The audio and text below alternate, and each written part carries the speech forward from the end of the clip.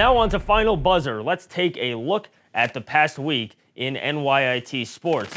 The women's basketball team hosted Molloy on Saturday night. The Bears went into the game having won 5 in a row and in a tie for first place in the league. The Lions came in on a 9-game losing streak and in 9th place in the ECC. The Bears only with 7 active players due to injuries, but Zoe Amelbear, in her first game back from injury, nails a triple. Fast forward to the fourth quarter, this was a wild game. It's Ellen Iverson, the freshman from downtown, giving Molloy a 2-point lead. The very next possession, it's Ellen Iverson again, giving the Lions a 3-point lead with 2.5 to play. Final minute, Bears down by 3, and they need a stop. How about a steal? Tiara Place ahead of the field, bringing the Bears back within 1. After a pair of free throws, it's Tiara Place finding Atheus wide open underneath. Back to a 1-point game. Bears had to foul.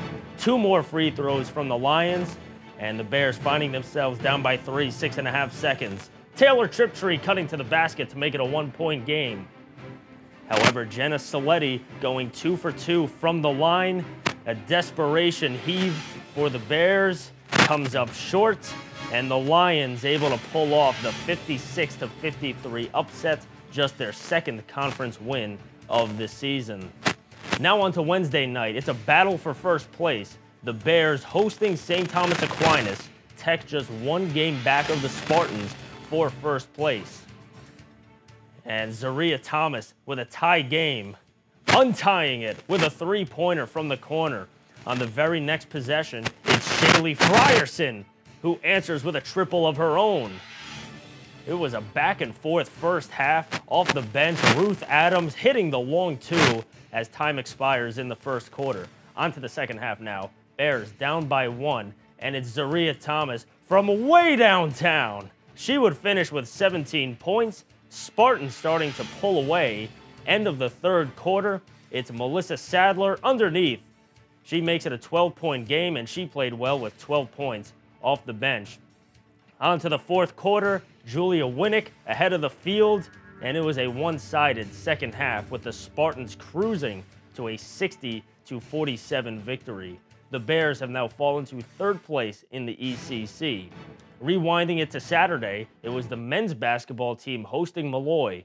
The Bears went into the game having lost 3 in a row and sitting in 9th place. The Lions, meanwhile, with a 9-1 league record and in first place. Can the Bears pull off the upset? Let's pick this one up in the second half.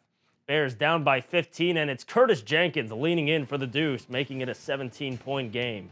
How about Su Yao's son, Bears getting their way back into it? He had himself a nice game, a season-high 9 points. Bears down by just 4 points. It's Onike, offensive rebound, and the putback, 2-point deficit. Tech down 3 now. Jenkins attacking and somehow finding the bottom of the net. He led all scorers with 20 points. Next possession, Bramble, mid-range J, gets it to go.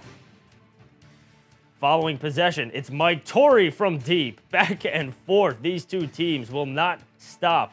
Lions up by 3, just over a minute to play. It's Bramble going underneath, unable to finish, but there's Collins Onike for the putback.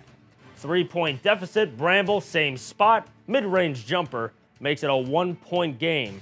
20 seconds left. Here's where things get a little crazy. Bears need a bucket. Bramble driving in, down by 2. They call a foul. One ref calls a block. The other calls a charge. They get together. They end up calling a double foul on Mike Torrey and Opong Bramble. Possession arrow favored the Bears, so it stays with Tech. Bramble on the interior, unable to finish off the inbounds. They had to foul the freshman, Billy Muller.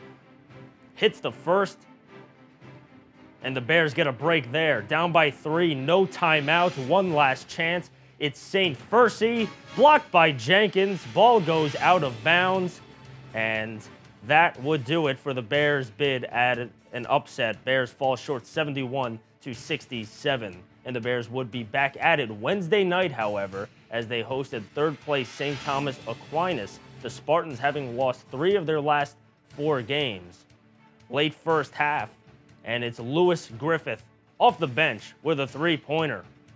A few minutes later, Collins Onike attacking the rim, able to finish with the right hand.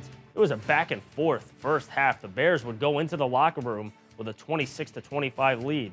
Spartans, however, came out of the gate strong, and it's Cameron Morrell off on the three, but Cisse for the follow. How about Kieran Hamilton drilling a three-pointer on his 23rd birthday?